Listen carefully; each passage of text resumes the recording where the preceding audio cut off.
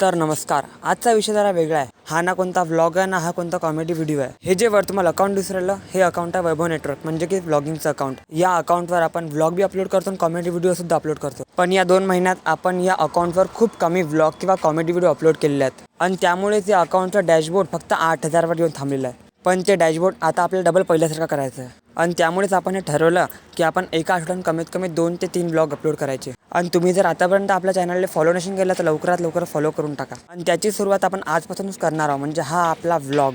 तर नमस्कार. आज सकाळी 6 वाजता आपण आलो व्यायाम करण्यासाठी भारत विद्यालयाच्या ग्राउंडवर, पण ते गेट होतं बंद.